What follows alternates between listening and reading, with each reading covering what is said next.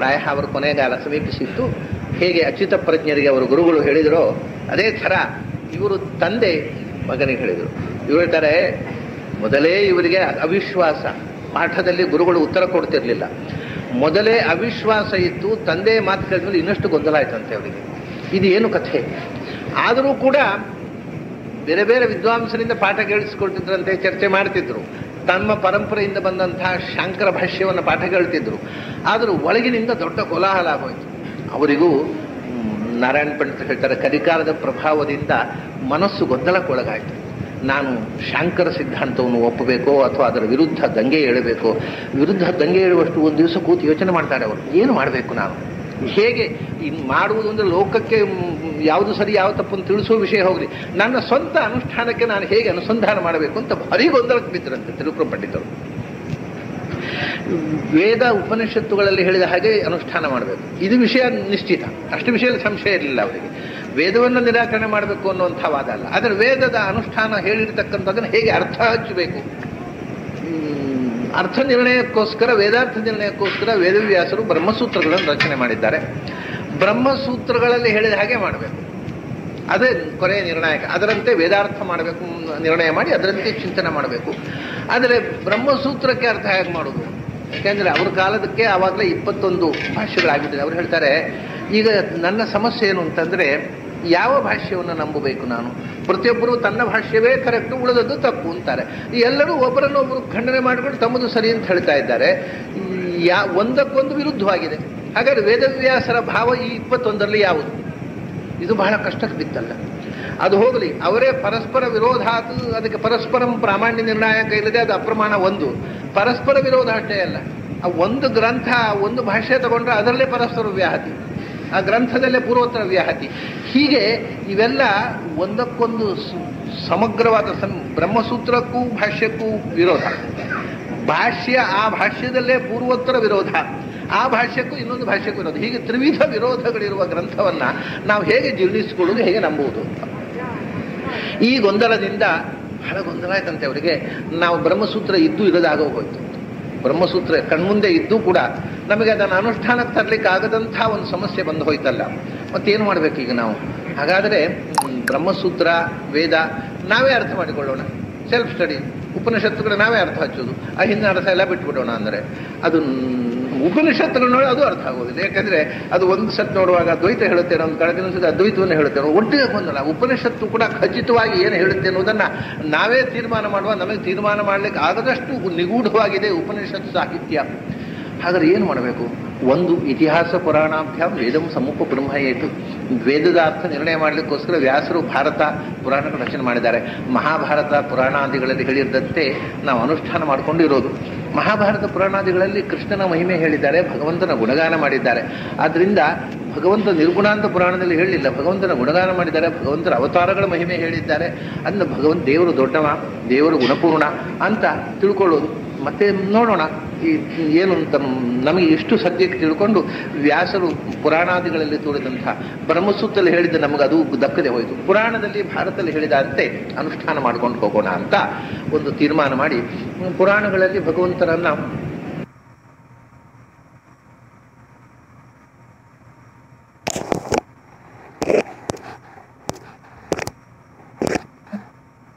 ಉಪಾಸನೆ ಮಾಡಬೇಕು ಅಂತ ಹೇಳಿದ್ದಾರೆ. ಅವನು ಗುಣಪೂರ್ಣ ಅಂತ ಹೇಳಿದ್ದಾರೆ. ಆದರೆ ಪುನಃ ಸಂಶಯ ಬಂತು, ಅವನು ನಿರಾಕಾರ ಅಂತ ಹೇಳ್ತಾರಲ್ಲ, ಇದೇನು ಮಾಡಬೇಕೀಗ? ಭಗವಂತ ನಿರಾಕಾರ ಅಂತ ಹೇಳ್ತಾರೆ. ನಿರಾಕಾರ ಸಚ್ಚಿದಾನಂದ ಸ್ವರೂಪ, ಅವನಿಗೆ ಆಕಾರ ಇಲ್ಲ. ಆಕಾರ ಇಲ್ಲ ಅಂದರೆ ಎಂಥದ್ದು? ಅಲ್ಲ, ಅವನು ಬೆಳಕಿನ ಪುಂಜ, ಹೌದಾ? ಬೆಳಕಿಗೂ ಆಕಾರ ಉಂಟಲ್ಲ, ಅದು ಸಮಸ್ಯೆ. ಅದು ಅವನು ಬೆಳಕಿನ ಪುಂಜ ಅಂತ ಹೇಳ್ತಾರೆ. ಬೆಳಕಿಗೂ ಆಕಾರ ಉಂಟು. ನೀವು ಬೆಳಕನ್ನು ಎಲ್ಲಿ ಇಟ್ಟರೋ ಒಂದು ಕೋಣೆ ಒಳಗಿಟ್ರೆ ಆ ಕೋಣೆಯ ಆಕಾರ, ಅದಕ್ಕೆ ಅಧಿಷ್ಠಾನದ ಆಕಾರ. ಬೆಳಕಿಗೂ ಒಂದು ಆಕಾರ ಉಂಟು, ಅದು ನಿರಾಕಾರ ಅಲ್ಲ.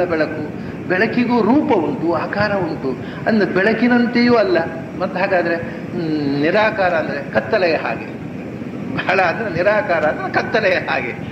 ಯಾಕೆಂದರೆ ಕತ್ತಲೆ ಯಾವುದೇ ಅಧಿಷ್ಠಾನದ ಆಕಾರ ಅಲ್ಲ, ಎಲ್ಲ ಕಡೆ ಕತ್ತಲೆ ಅಷ್ಟೇ. ಕತ್ತಲು ಅಂದರೆ ಏನು ಅರಿವಿಲ್ಲದ ಸ್ಥಿತಿ, ಕತ್ತಲೆಯ ಹಾಗೆ. ಈ ಭಗವಂತ ಕತ್ತಲೆಯ ಹಾಗೆ ಅಂತ ನಿರಾಕಾರ ಅಂತ ಉಪಾಸನೆ ಮಾಡುವುದು ಅಂದರೆ ಒಂದು ರೀತಿಯಿಂದ ಭಗವಂತ ಕತ್ತಲಿನ ಹಾಗೆ. ನಮಗೂ ಕತ್ತಲಿನ ಲೋಕಕ್ಕೆ ಹೋಗೋ ಗತಿ ಅಷ್ಟೇ. ಈ ಹೇಗೆ ತಮ್ಮ ಯಥಾ ಯಥಾ ಉಪಾಸತೆ ತದೇವ ಭವತಿ, ಭಗವಂತ ಕತ್ತಲಿನಂತೆ ಅಂತ ನಾವು ಉಪಾಸನೆ ಮಾಡಿದ್ರೆ ನಾವು ಕತ್ತಲಿನ ತಮಸ್ಸಿಗೆ ಹೋಗ್ಬೇಕಷ್ಟೇ. ಇದು ಬೇಡ, ಭಗವಂತ ಗುಣಪೂರ್ಣ ವಾಸುದೇವ ಉಪಾಸನೆ ಮಾಡೋಣ ಅಂತ ಹೀಗೆ ತೀರ್ಮಾನ ಮಾಡಿದ್ರಂತೆ. ಇದಕ್ಕೆ ಒಂದು ತಮಾಷೆ ಏನು ಅಂತಂದರೆ, ಮಾಯಾವಾದದಲ್ಲಿ ಕೂಡ ಒಂದು ಪ್ರಸಂಗ ಇದೆ. ಆನಂದಗಿರಿ ಎನ್ನುವರು ಒಂದು ಶಂಕರ ವಿಜಯ ಬರೆದಿದ್ದಾರೆ.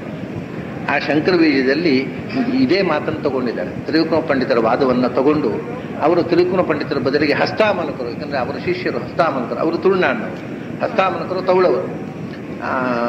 ಅವರು ಹೋಗಿ ಶಂಕರ ಹತ್ರ ಹೇಳಿದರಂತೆ, ಗುರುಗಳೇ ನೀವು ನಿರ್ಗುಣ ನಿರಾಕಾರ ಅಂತ ಹೇಳ್ತೀರಿ, ನನಗೆ ಗುಣಪೂರ್ಣನಾದಂಥ ಕೃಷ್ಣನೇ ಬಹಳ ಇಷ್ಟವಾಗ್ತಾನೆ ಅಂತ ಹೇಳಿದ್ರಂತೆ. ಅದಕ್ಕೆ ಶಂಕರ್ ಹೇಳಿದ್ರಂತೆ, ಕಲಿಯುಗದಲ್ಲಿ ನಿರ್ಗುಣ ಉಪಾಸನೆ ಉಪಯೋಗ ಇಲ್ಲ, ಅದೇ ಒಳ್ಳೇದು ಮಾಡು ಅಂತ ಹೇಳಿದ್ರು ಅಂತ ಆನಂದಗಿರಿ ಶಂಕರ ವಿಜಯದಲ್ಲೇ ಇದೆ. ಇದರದ್ದೇ ಕಾಪಿ ಅದು, ಇದನ್ನು ನೋಡಿ ಬರೆದಿರಬೇಕು. ಕಲಿಯುಗದಲ್ಲಿ ನಿರ್ಗುಣ ಉಪಾಸನೆ ಅದು ನಿಜವಾಗಿ ಒಳ್ಳೇದಾದರೂ ಕಲಿಯುಗದಲ್ಲಿ ಅಷ್ಟು ದಾರಿಢ್ಯ ಇಲ್ಲ ಮನುಷ್ಯರಿಗೆ. ಅದರಿಂದ ಸಗುಣೋಪಾಸನೆ, ಕೃಷ್ಣ ಪಾರ್ಥಿದ ಉಪಾಸನೆ ಮಾಡು, ಕೃಷ್ಣ ಭಕ್ತಿ ಪ್ರಸಾರ ಮಾಡು ಅಂತ ಹೇಳಿ ಹಸ್ತಾಮಲಕರಿಗೆ ಶಂಕರರು ಹೇಳಿದರು ಅಂತ ಆನಂದಗಿರಿ ಶಂಕರ ವಿಜಯದಲ್ಲಿದೆ. ಅದು ಪೂರ್ತಿ ಈ ಪ್ರಕರಣದ ತಿರುಕುಳ ಪಂಡಿತರ ಚರಿತ್ರೆಯನ್ನು ಹಸ್ತಾಮಲಕರು ಕಾಪಿ ಮಾಡಿದ್ದರು. ಹೀಗೆ ತ್ರಿವಿಕ್ರಮ ಪಂಡಿತರು ತೀರ್ಮಾನ ಮಾಡಿ, ನಾವು ಶಾಸ್ತ್ರೋಕ್ತವಾಗಿರತಕ್ಕಂಥ ಧರ್ಮಶಾಸ್ತ್ರಗಳು ಹೇಳಿರತಕ್ಕಂಥ ಕರ್ಮಾನುಷ್ಠಾನ ಮಾಡುವುದು, ಭಗವಂತನನ್ನು ವಾಸುದೇವ ಕೃಷ್ಣ ಭಕ್ತಿಯನ್ನು ಆದಷ್ಟು ಮಾಡುವುದು, ಉಳಿದ ವಿಷಯ ನಮ್ಮ ಶಕ್ತಿಗೆ ಮೀರಿದ್ದು ಅಂತ ಈ ತೀರ್ಮಾನಕ್ಕೆ ಬಂದರಂತೆ ಮಹಾವಿದ್ವಾಂಸ ತ್ರಿವಿಕ್ರಮ ಪಂಡಿತರು. ಈ ತೀರ್ಮಾನಕ್ಕೆ ಬಂದು ಈ ಅದ್ವೈತದ ಬಗ್ಗೆ ಅವರಿಗಿದ್ದ ಅಸಮಾಧಾನ ಒಳಗಿಂದ ಹೊಗೆಯಾಡ್ತಾ ಇದ್ದಾಗ ಆಚಾರ್ಯರ ಕೀರ್ತಿ ಅವರ ಕಿವಿಗೆ ಬಿತ್ತು. ಇಲ್ಲ, ಅದ್ವೈತ ಅನ್ನೋದು ಸರಿಯಲ್ಲ, ಅದು ವೈದಿಕವಾದಂಥ ಸಿದ್ಧಾಂತ ಅಲ್ಲ ಅಂತ ಜಗತ್ತಿನಲ್ಲೆಲ್ಲ ಘೋಷಣೆ ಮಾಡ್ತಾ ಒಬ್ಬರು ಸನ್ಯಾಸಿ ಇದ್ದಾರೆ. ಅವರ ಹೆಸರು ಕಿವಿಗೆ ಬಿತ್ತು. ಬಹಳ ಸಂತೋಷ ಆಗೋಯಿತು.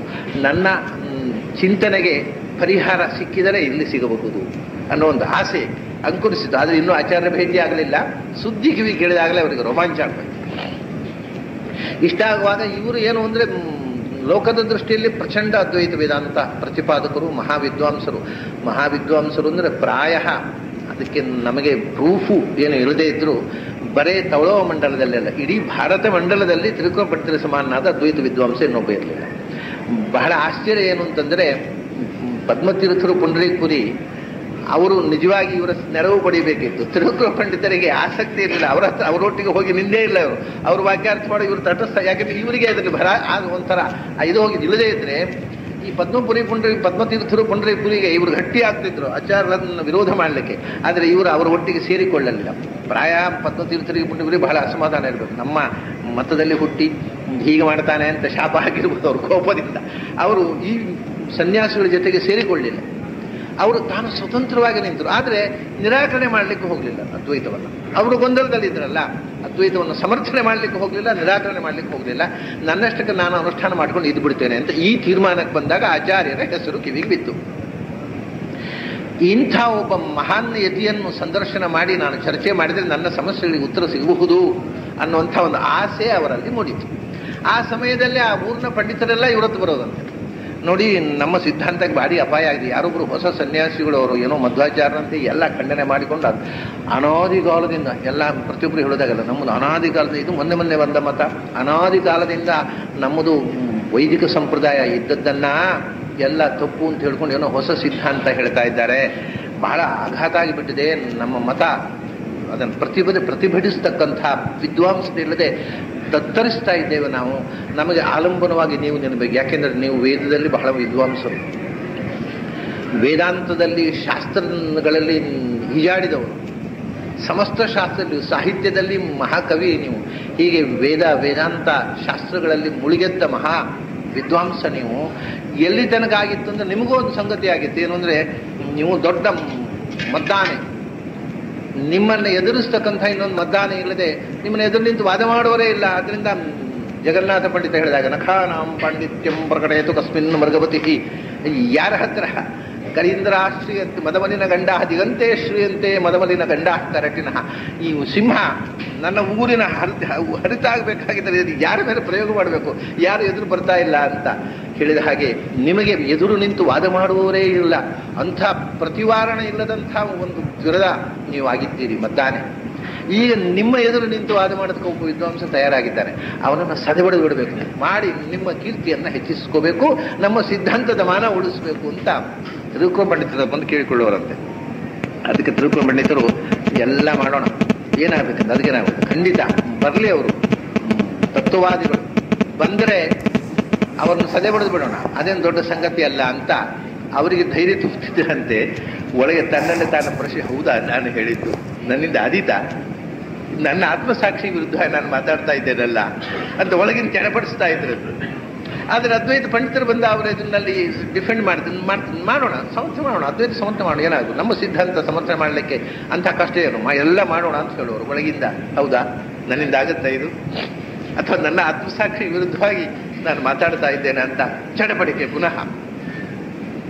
ಹೀಗೆ ಚಡಪಡಿಸ್ತಾ ಇದ್ದಾಗ ಏನಾಯಿತು, ಹಗಲೆಲ್ಲ ಈ ಪಂಡಿತರೆಲ್ಲ ಸಿಕ್ಕುವಾಗ ಅದ್ವೈತ ಬರುವಾಗ ಮಾತಾಡೋದು ನೋಡಿಬಿಡ್ತಾನೆ ಅಂತ. ಆಮೇಲೆ ಯಾರಾದರೂ ತತ್ವವಾದವನ್ನು ಸಮರ್ಥನೆ ಮಾಡ್ತಕ್ಕಂಥ ಪಂಡಿತರು ಸಿಕ್ಕಿದರೆ ವಾದ ಮಾಡ್ತಿದ್ದರಂತೆ. ಆಚಾರ್ಯ ಹತ್ರ ಮಾತ್ರ ಅವರು ಶರಣ ಮಾಧ್ವ ಪಂಡಿತರು ಆಚಾರ್ಯ ಹತ್ರ ಪಾಠ ಕೇಳಿದವರಲ್ಲಿ ಸಿಕ್ಕಿದರೆ ಅವರು ಆಚಾರ್ಯರ ಮಧ್ವವಚ ಸೃಣಿ ಪ್ರಯುಕ್ತರು ಅಂತ ಆಚಾರ್ಯರ ಸಿದ್ಧಾಂತದ ಅಂಕುಶವನ್ನು ಈ ಆನೆ ಮೇಲೆ ಎಸೆಯುತ್ತಿದ್ದರಂತೆ ಆಚಾರ್ಯ ಶಿಷ್ಯರು.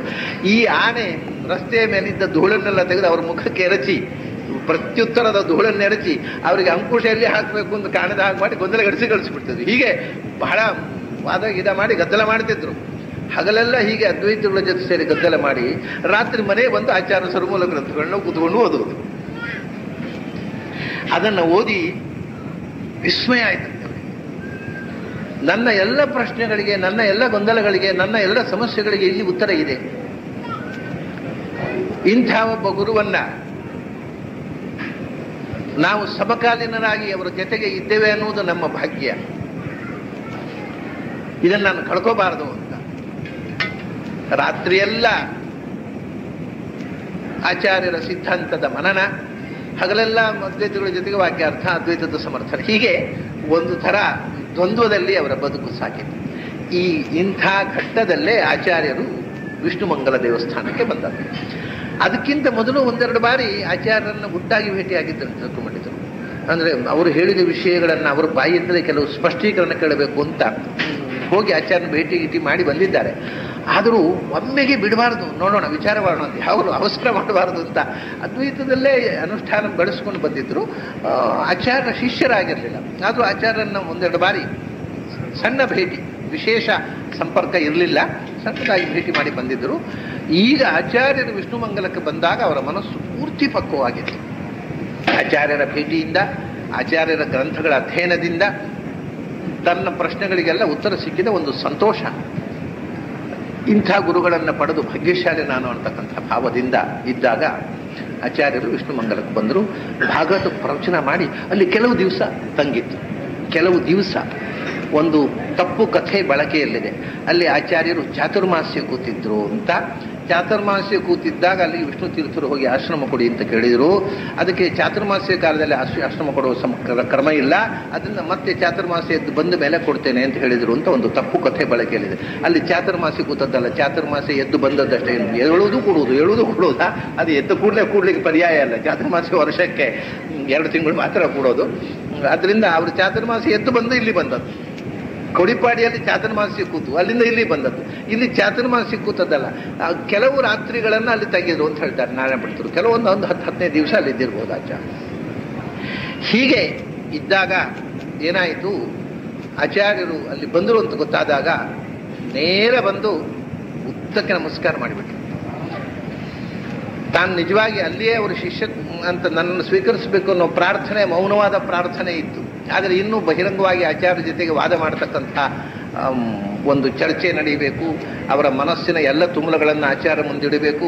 ಆಚಾರ್ಯರ ಮುಖದಿಂದ ಅದಕ್ಕೆ ಉತ್ತರ ಕೇಳಬೇಕು. ಅವರು ಪುಸ್ತಕ ಓದಿ ಇವರು ಉತ್ತರ ಪಡೆದಿದ್ರು. ಆಚಾರ್ಯರ ಮುಖದಿಂದ ಅದಕ್ಕೆ ಸ್ಪಷ್ಟೀಕರಣ ಕೇಳಬೇಕು ಅನ್ನೋ ಆಸೆ ಇತ್ತು. ಆದ್ದರಿಂದ ಶಿಷ್ಯ ದೀಕ್ಷೆ ತಗೊಳ್ಳಿಲ್ಲ, ಆದರೆ ಒಂದು ಉದ್ದಕ್ಕೆ ಆಚಾರ್ಯರಿಗೆ ಶರಣಾದರು. ಇದಾದ ಮೇಲೆ ಆಚಾರ್ಯರಲ್ಲಿ ತಂಗಿದ್ದಾಗ ಜಯಸಿಂಹ ಏನು ಮಾಡಿದ, ಇದಿಷ್ಟು ತ್ರಿಕುಣ ಪಂಡಿತರ ಹಿನ್ನೆಲೆ, ಆ ಮನೆತನದ ಹಿನ್ನೆಲೆಯನ್ನು ಹೇಳಿ ಅಲ್ಲಿಂದ ಮತ್ತೆ ಆಚಾರ್ಯರ ಕಥೆಗೆ ಬರ್ತಾರೆ.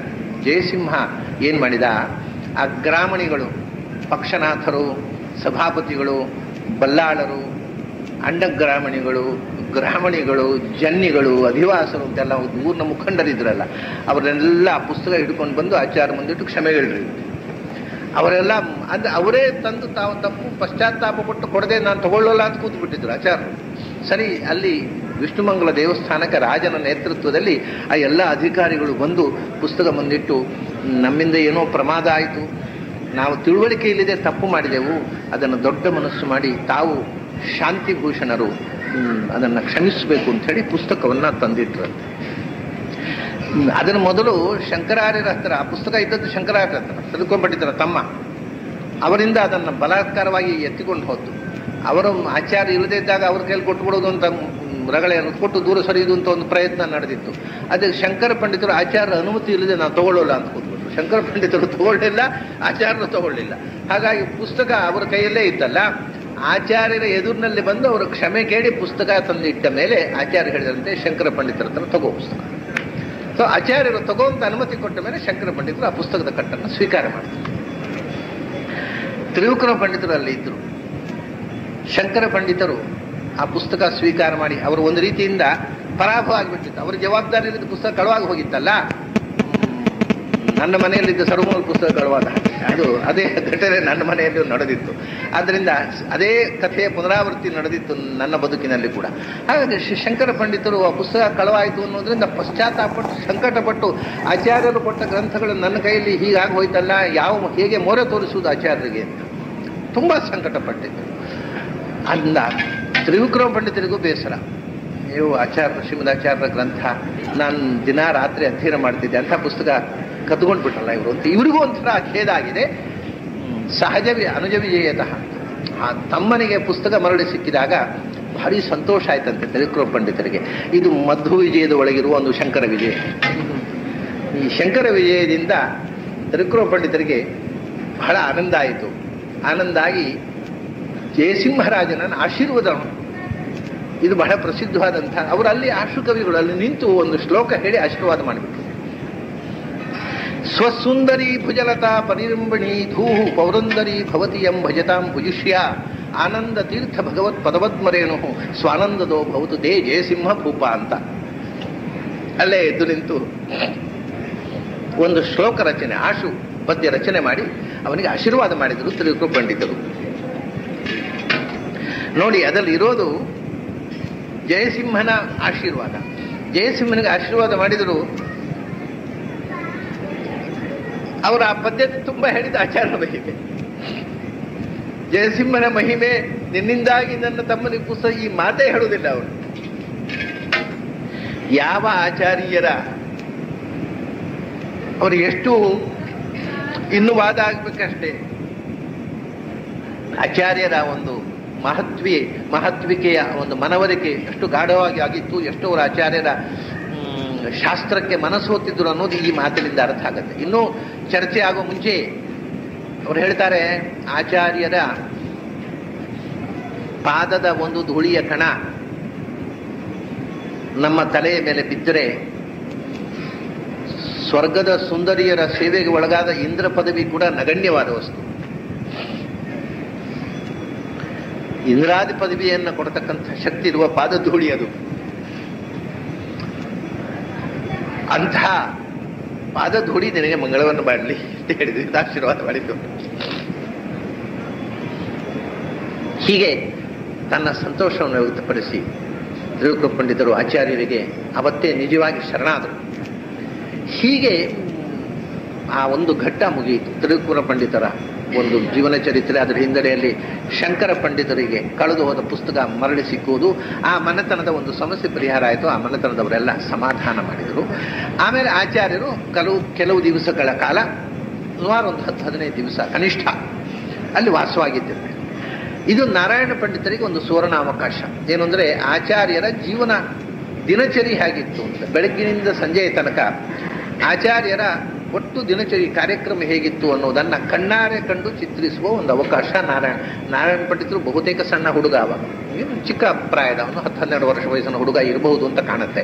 ಅದು ನಮಗೆ ಖಚಿತವಾಗಿ ತ್ರಿವಿಕ್ರಮ ಪಂಡಿತರಿಗೂ ಆಚಾರ್ಯರಿಗೂ ಭೇಟಿ ಆಗುವಾಗ ತ್ರಿವಿಕ್ರಮ ಪಂಡಿತರ ವಯಸ್ಸು ಎಷ್ಟು, ನಾರಾಯಣ ಅದೆಲ್ಲ ವಿವರಗಳನ್ನು ನಾರಾಯಣ ಪಂಡಿತರು ತಮ್ಮ ಪರ್ಸನಲ್ ವಿಷಯಗಳನ್ನು ಹೆಚ್ಚು ಹೇಳುವುದಿಲ್ಲ. ಆದರೂ ಸುಮಾರಾಗಿ ನಾರಾಯಣ ಪಂಡಿತರು ಆಗ ಚಿಕ್ಕ ಹುಡುಗ ಇರಬಹುದು ಅನ್ನಿಸ್ತದೆ. ತ್ರಿವಿಕ್ರಮ ಪಂಡಿತರು ಸಾಮಾನ್ಯ ಆವಾಗ 40-45 ವರ್ಷ ವಯಸ್ಸು. ಈಗ ಅವರಿಗೆ ಒಬ್ಬ 10-15 ವರ್ಷದ ಹುಡುಗ ಇರಬಹುದು ಅಂತ ಕಾಣುತ್ತೆ. ಸ್ಥೂಲವಾಗಿ ನಾವು ಎಷ್ಟು ಊಹಿಸಿಕೊಳ್ಳೋಣ, ಸುಮಾರು 10-15 ವರ್ಷದ ಒಳಗಿನ ಹುಡುಗ. ಆದರೂ ಎಲ್ಲವನ್ನೂ ಕುತೂಹಲ ದೃಷ್ಟಿಯಿಂದ ಕಣ್ಣರಳಿ ಪ್ರತಿಯೊಂದು ವಿವರವನ್ನು ನೋಡಿ ಅದನ್ನು ಗ್ರಹಿಸಿ ಸಂತೋಷ ಪಡತಕ್ಕಂಥ ವಯಸ್ಸು ಮತ್ತು ಅಂಥ ಪ್ರತಿಭೆ ಇದ್ದ ಹುಡುಗ. ಅವರು ಪ್ರಾಯ ಮನೆಗೆ ಹೋಗೋದು ಬಿಟ್ಟು ಅಲ್ಲೇ ವಿಷ್ಣುಮಂಗಲದಲ್ಲೇ ವಾಸ್ತವ್ಯ ಮಾಡಿಬಿಟ್ಟೇನು, ಆಚಾರ್ಯನ ಒಟ್ಟಿಗೆ ಓಡಾಡೋದು, ಅದು ದಿನಾ ನೋಡೋದು ಒಂದು ಆನಂದ ಇದ್ದಿರ್ಬೋದು ಅವರಿಗೆ. ಆ ಆನಂದದಿಂದ ಆಚಾರ್ಯರ ದಿನಚರಿಯನ್ನು ಬಹಳ ಸುಂದರವಾಗಿ ಒಂದು ಸರ್ಗಪೂರ್ತಿ ವರ್ಣನೆ ಮಾಡಿದ್ದಾರೆ. ಅದು ಇಡೀ ಆಚಾರ್ಯರ ತಾನು ಇದ್ದ ಕಾಲ, ಭೂಮಿಯಲ್ಲಿ ಇದ್ದಷ್ಟು ಕಾಲ ಅವರ ದಿನಚರ್ಯೆ ಹೇಗಿತ್ತು ಅನ್ನೋದಕ್ಕೆ ಒಂದು ಕೈಪಿಡಿ ಅದು. ಇದು ಒಂದು ದಿನದ ಚಿತ್ರಣ ಕೊಡ್ತಾರೆ ಅವರು. ಹಾಗೆ ಅಲ್ಲಿದ್ದಾಗೆಲ್ಲ ಬೆಳಿಗ್ಗೆ ಅರುಣೋದಯ ಕಾಲದಲ್ಲಿ ಎದ್ದು ಸ್ನಾನ, ಪ್ರಾತಃ ಶೌಚ ಎಲ್ಲ ಮುಗಿಸಿ ಸ್ನಾನಕ್ಕೆ ಹೊರಟು ಬಿಡ್ತಿದ್ದಂತೆ ಆಚಾರ್ಯ. ಅಂದರೆ ಸುಮಾರು 6 ಗಂಟೆಗೆ ಸೂರ್ಯೋದಯ ಆದರೆ 4:15 ಗಂಟೆಗೆ ಸ್ನಾನಕ್ಕೆ ಹೋಗಿಬಿಡ್ತಿದ್ರು. ಅದು ಇಲ್ಲಿ ಮಾತ್ರ ಅಲ್ಲ, ಗಂಗಾ ಸ್ನಾನ ಮಾಡುವಾಗ ನಿತ್ಯ ಅರುಣೋದಯ ಕಾಲೇ, ಅಲ್ಲಿ ಅರುಣೋದಯ ಕಾಲದಲ್ಲಿ ಗಂಗೆಗೆ ಇಳಿದು ಬಿಡ್ತಿದ್ರು ಅವರು. ಯಸ್ಪೃಶಂತಿ ನನರಾಹಿಮಭಿದ, ನೀರು ಮುಟ್ಲಿಕ್ಕೂ ಹೆದರಿಕೆ, ಬೆರಳು ಇಡ್ತಿರ್ಲಿಲ್ಲ, ಅಂತಲ್ಲಿ ಹೋಗಿ ಮುಳುಗಿ ಸ್ನಾನ ಮಾಡ್ತಿದ್ರು ಆಚಾರ್ಯ ಅಂತ. ಹಾಗೆ ಸುಮಾರು 4:15 ಗಂಟೆ ಹೊತ್ತು ಅರುಣೋದಯ ಕಾಲ ಅಂದರೆ ಸೂರ್ಯೋದಯಕ್ಕಿಂತ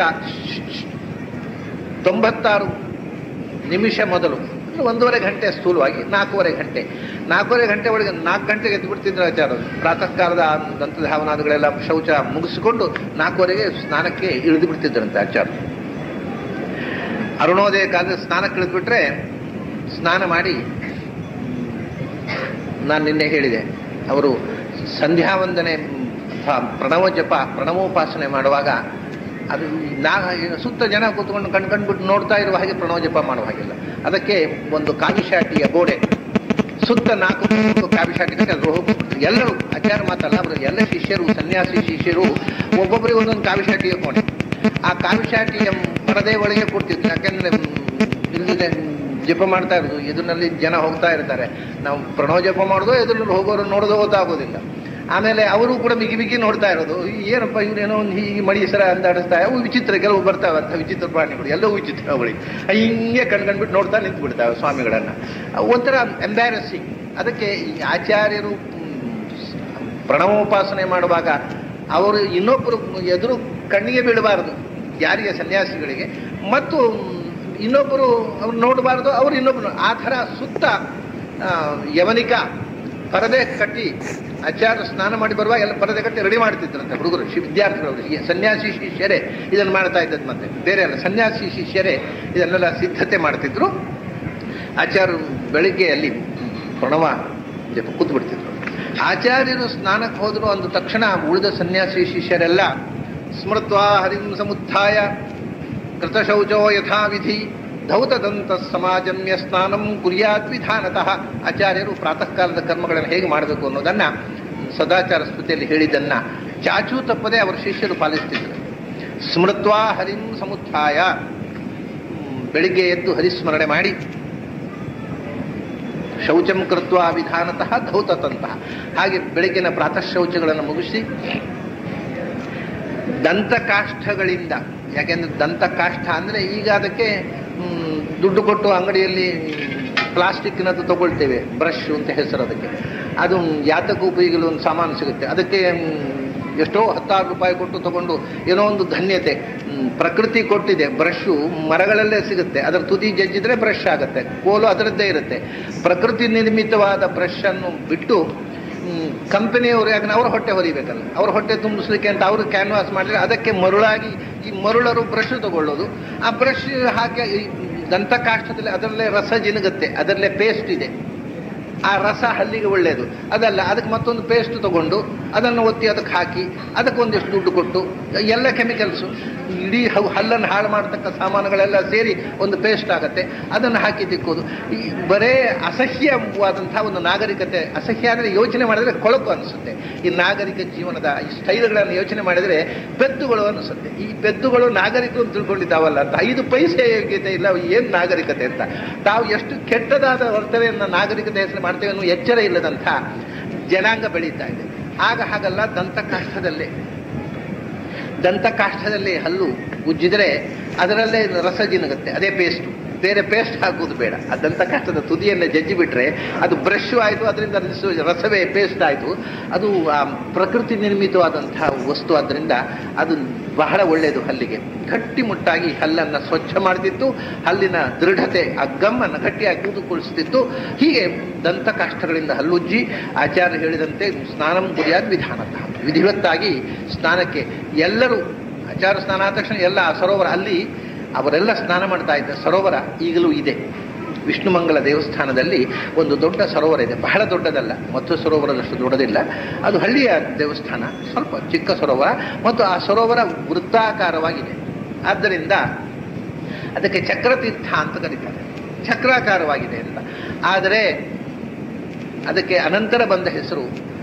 ಈಗ ಅಲ್ಲಿ ಪೂಜೆ ಮಾಡೋರ ಕೇಳಿದಾಗ ಯಾಕೆ ಅಂತ ಗೊತ್ತಿಲ್ಲ ಅವರಿಗೆ, ಆದರೆ ಹೇಳ್ತಾರೆ ಅವರು, ಇದಕ್ಕೆ ಚಕ್ರತೀರ್ಥ ಅಂತ ಹೆಸರು, ಮಧ್ವತೀರ್ಥ ಅಂತ ಹೇಳ್ತಾರೆ ಅಂತ. ಯಾಕೆ ಅಂತ ಹೇಳಿ ಗೊತ್ತಿಲ್ಲ ಅಂತ. ಮಧ್ವಾಚಾರ್ಯ ಅಲ್ಲಿ ಸ್ನಾನ ಮಾಡಿದ್ದಾರೆ, ಅದರ ನಂತರ ಮಧ್ವತೀರ್ಥ ಅಂತ ಅದಕ್ಕೆ ಹೆಸರು ಬಂತು. ಆಚಾರ್ಯರ ಮೇಲೆ ಬಂದ ತಕ್ಷಣ ಅವರ ಸನ್ಯಾಸಿ ಶಿಷ್ಯರೆಲ್ಲ ಸ್ನಾನ ಕಳೀತಿದ್ದರು.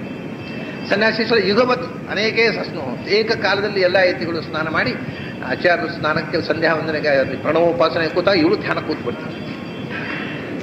ಈ ಮಧ್ಯೆ ಅಲ್ಲಿ ನಡೀತಾ ಇದ್ದಂತಹ ಗೊಂದಲಗಳನ್ನು, ವಿದ್ಯಾರ್ಥಿಗಳ ಕೆಲವು ಗೊಂದಲಗಳನ್ನು ಬಹಳ ರೋಚಕವಾಗಿ ಚಿತ್ರಣ ಮಾಡ್ತಾರೆ ನಾರಾಯಣ ಪಂಡಿತರು. ಇದು ಅವರಲ್ಲೇ ರಾತ್ರಿ ಹಗಲು ನಿಂತು ನೋಡಿದಂಥ, ಕಣ್ಣಾರೆ ನೋಡಿದ ದೃಶ್ಯ. ಒಂದು ವಿಷಯ ಹೇಳ್ತಾರೆ, ಅವರಿಗೆ ಆಶ್ಚರ್ಯ ಆಗಿದೆ.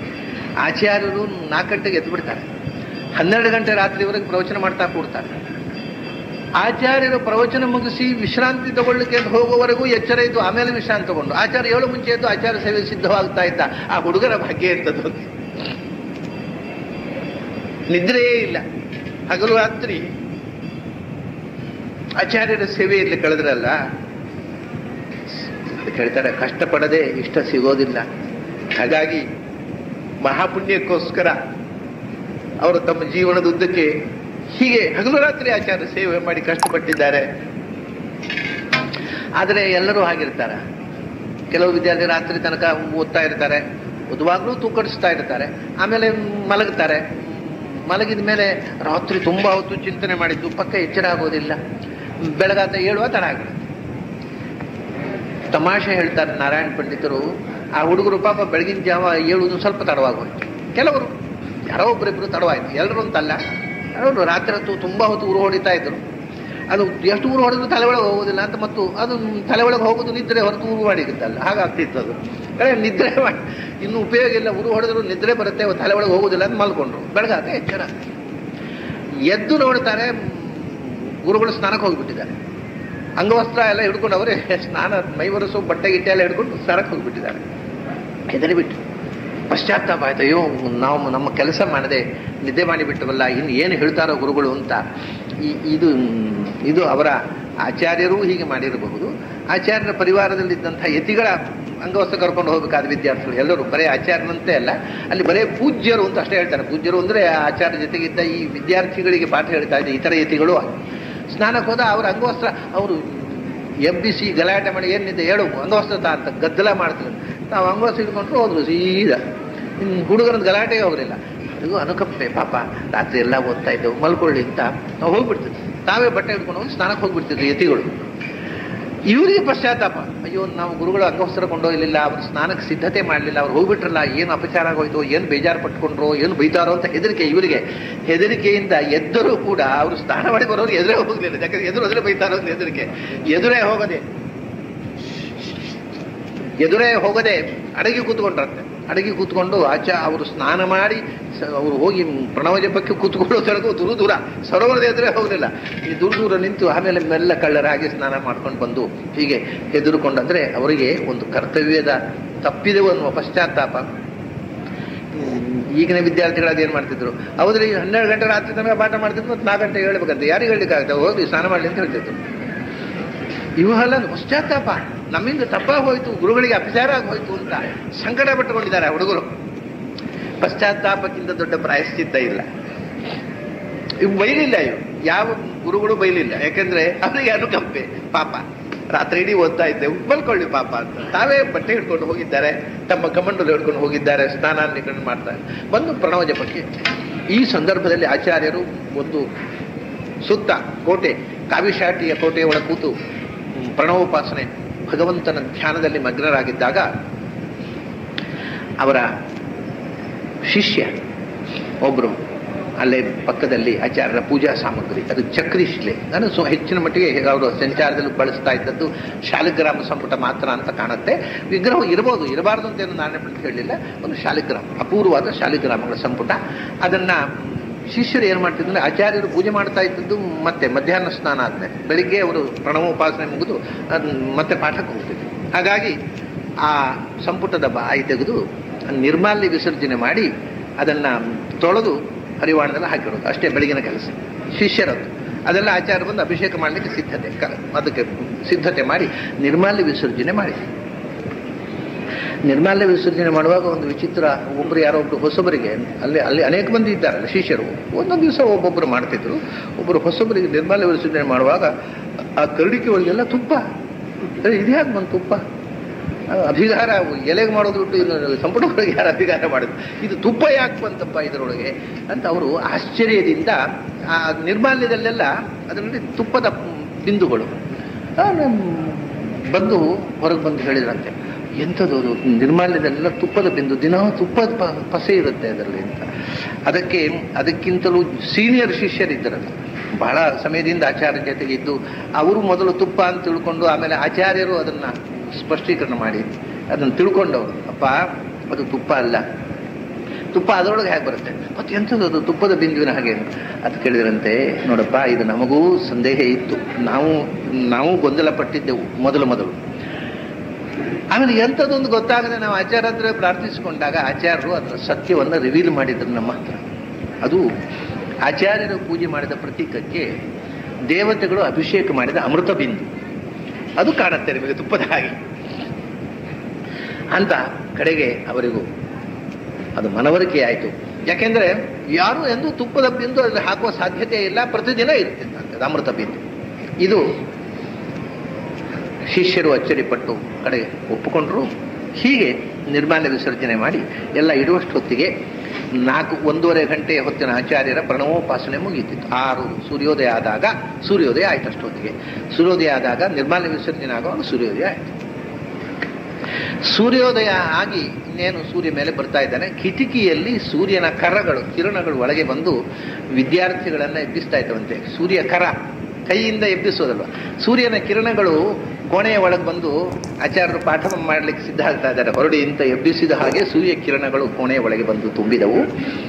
ಆ ಕಿಟಕಿಯಿಂದ ಸೂರ್ಯಪ್ರಕಾಶ ಹೊರಗೆ ಹೊರಟಾಗ ಎಲ್ಲ ವಿದ್ಯಾರ್ಥಿಗಳು, ಅಲ್ಲಿರ್ತಕ್ಕಂಥ ಶ್ರಾವಕರು, ವಿದ್ಯಾರ್ಥಿಗಳು ಅಷ್ಟೇ ಅಲ್ಲ, ಕೇಳಬೇಕು ಅಂತ ನೆರೆದ ಊರಿನ ಮಂದಿ ಎಲ್ಲರೂ ಸಿದ್ಧ ಆದರು. ಪಾಠ ಆಚಾರ್ಯರು ಪ್ರವಚನ ಮಾಡ್ತಾರೆ, ಉಪನಿಷತ್ ಪಾಠ ಬೆಳಿಗ್ಗೆ. ಸರಿ, ಉಪನಿಷತ್ ಪಾಠ ಮಾಡ್ತಾರೆ ಆಚಾರ್ಯರು ಅಂತ ಎಲ್ಲ ಪಾಠಕ್ಕೆ ಸಿದ್ಧಾಗಿ ಪುಸ್ತಕ ಹಿಡ್ಕೊಂಡು ಸಿದ್ಧರಾದರು. ಅಲ್ಲಿ ಹೋಗಿ ಆಚಾರ್ಯರು ಇನ್ನೇನು ಅವರು ಆ ಯಮನಿಕ ಸಂಧ್ಯಾವಂದನೆಗೋಸ್ಕರ ಹಾಕಿರ್ತಕ್ಕಂಥ ಆ ಪರದೆಯನ್ನು ಸರಿಸಿ ಹೊರಗೆ ಬಂದು ಪಾಠ ಪ್ರವಚನ ಮಾಡಲಿಕ್ಕೋಸ್ಕರ ಇಟ್ಟ ಪೀಠದಲ್ಲಿ ಕೂಡಬೇಕು. ಆಚಾರ್ಯರು ಕೂತ್ಕೊಳ್ಳಿಕ್ಕೆ ಆಸನ ಅದನ್ನು ಕಂಬಳಿ